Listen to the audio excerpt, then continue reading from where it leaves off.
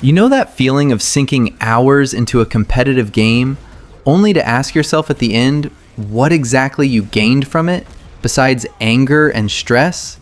Yeah. Today I want to talk about why, perhaps, competitive games aren't worth your time that much. And no, this isn't a frustrated ex-player rant. It's a reflection on how these games affect us, and what we lose when we fall too deep into the cycle. You know that moment when you jump into a competitive game just to see what it's like, and suddenly it takes over your routine? That's how the cycle begins. Usually, someone invites you to play, you see some insane clips, and you think, man, I want to be good at this too. You go in thinking it'll just be for fun, but soon you find yourself training your aim in custom modes, watching YouTube guides, and even adjusting your mouse sensitivity in the middle of the night. The game stops being a distraction and becomes a sort of personal goal, something you need to master, even if it costs all your free time. And the curious thing is that this cycle repeats with slight variations in different games.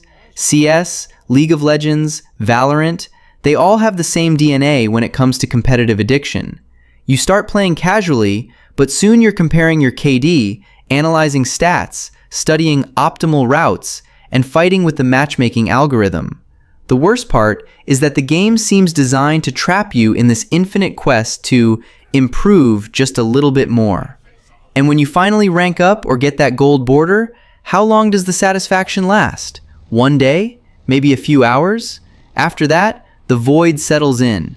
You realize you spent weeks or months grinding, failing, tilting, and arguing with strangers just to earn a digital keychain, a new spray, a frame around your avatar.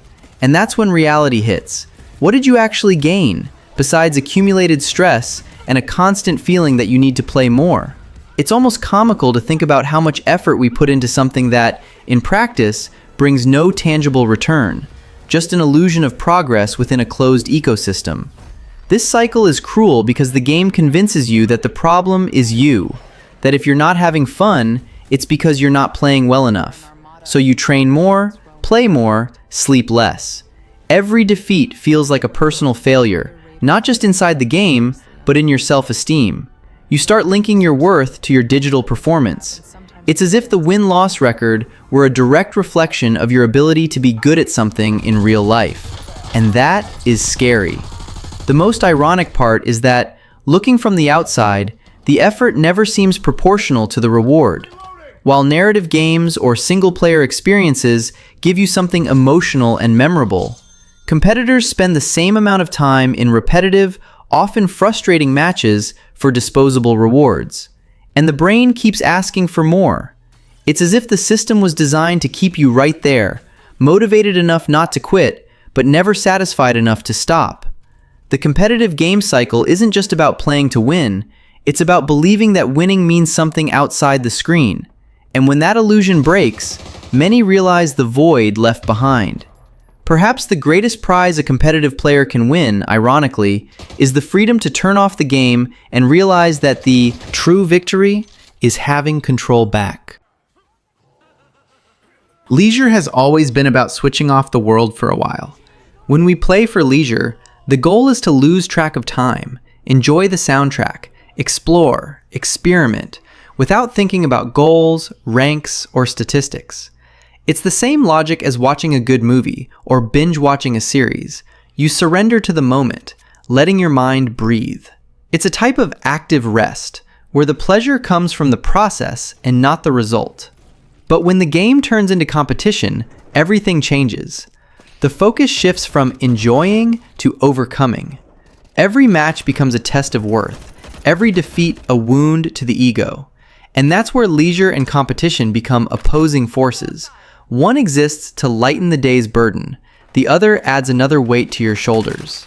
The competitive player needs to think about performance, strategies, builds, replays, everything that turns the game into work in disguise. Technically, the purpose of leisure is pure relaxation, a mental break that restores energy and emotional balance. The purpose of competition is the opposite. It demands maximum dedication, focus, and discipline. Competition is an arena where error is punishment and success is an obligation. It's a constant journey of adjustment and pressure, and anyone who takes it seriously knows there is no true rest within this cycle. And the most ironic point is that many competitive players started out specifically looking for leisure.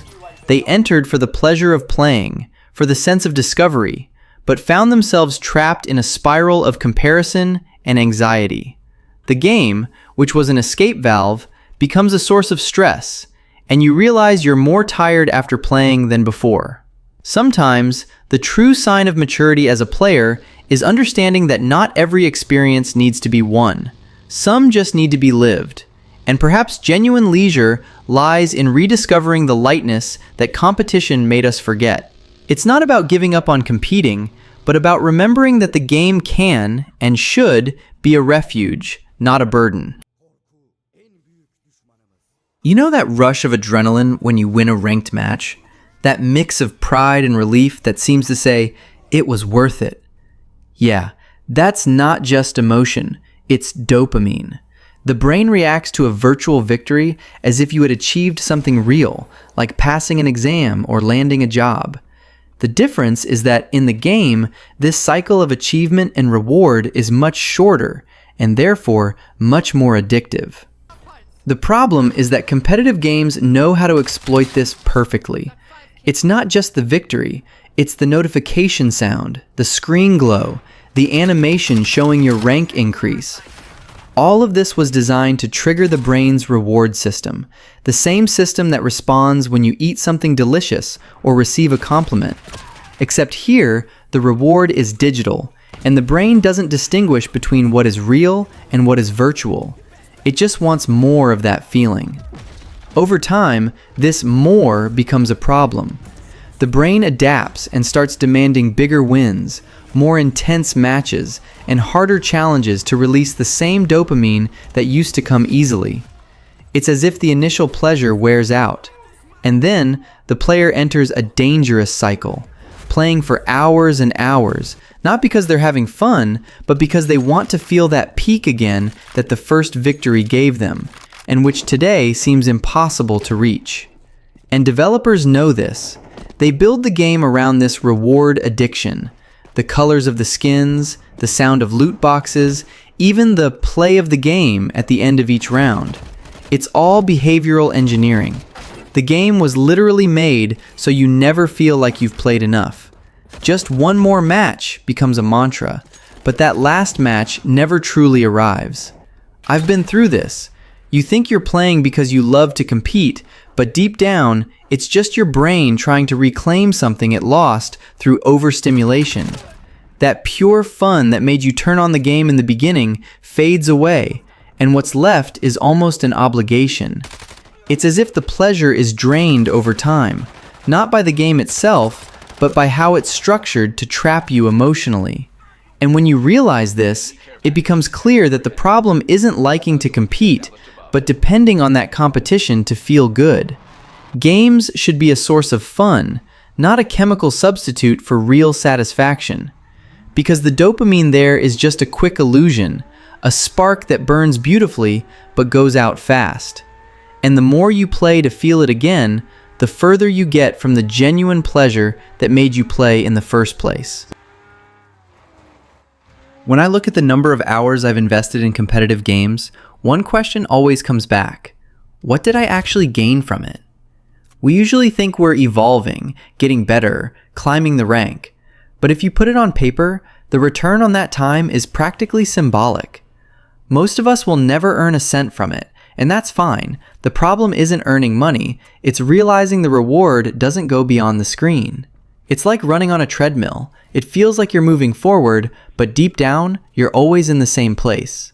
The truth is that only a very small minority can turn competitive gaming into a profession. And even those guys depend on something beyond skill. They need timing, charisma, opportunity, and above all, luck. There are people with plenty of talent who go unnoticed, while others explode because they were in the right place at the right time. So, thinking that dedication alone will put you at the top is a cruel illusion that the games themselves feed. And even those who get there rarely find stability. The career of a pro player or streamer is short, grueling, and volatile. The competition never stops, and the audience always wants something new. It's a job that depends on the attention of others, and attention is one of the most fragile things in the world. Meanwhile, the rest of us are there, investing hours and energy into something that, in the end, hardly brings any tangible return outside of momentary satisfaction. When you compare this to other hobbies, the difference is stark. Learning an instrument, practicing a sport, cooking, drawing, all of these go through a similar process of pleasure and frustration, but they leave something lasting. These are things that stay with you, that can connect you with other people, generate real self-esteem, and even open opportunities in the world outside the screen. In competitive gaming, what remains is a history of wins and losses that no one else will remember. And I'm not saying playing is a waste of time.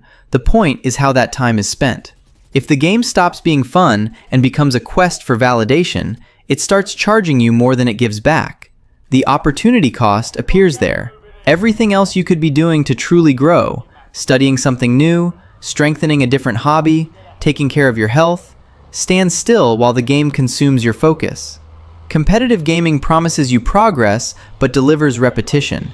It makes you feel productive when, in fact, you are investing energy in something that won't yield results outside that digital universe. And that is the great trap. The feeling of achievement replaces real achievement.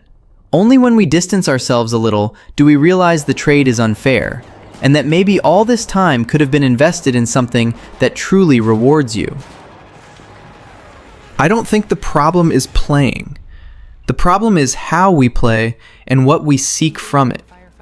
Competitive games end up sucking so much out of us that we forget why we started playing in the first place. To relax, have fun, and disconnect from the world. When fun gives way to frustration or the need to prove something to others, the game stops being leisure and becomes an extension of real-life pressures, only without the same return. That's why I think the way out isn't to stop playing, but to change the type of game we choose. Campaign games, for example, have a much more lasting value. They tell stories, put you in new worlds, and spark emotions and reflections. When you finish a good single-player game, you feel like you lived through something, not just that you won a match. It's the kind of experience that leaves a mark, something you remember years later. And in the same way that games can be a source of immersion and creativity, you can redirect part of that energy toward things that bring you real benefits. Learning a new skill, practicing a sport, studying a language, all of this also requires effort, consistency, and patience, but the return is tangible. You feel the progress not in lobbies or ranks, but in your own life. This kind of victory doesn't depend on an algorithm or matchmaking. The big difference is that these activities give you back something that stays with you.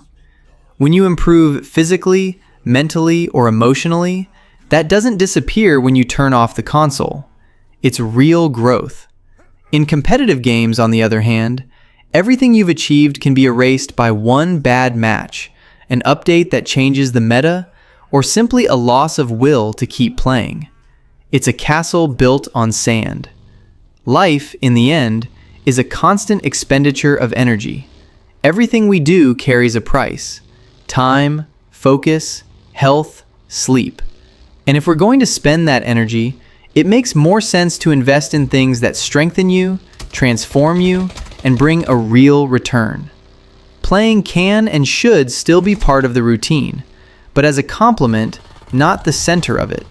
Because, honestly, investing most of your energy in virtual ranks is one of the worst deals you can make with your own life. You trade hours of existence for pixels and small doses of dopamine. Meanwhile, time, the only resource that never comes back, keeps passing.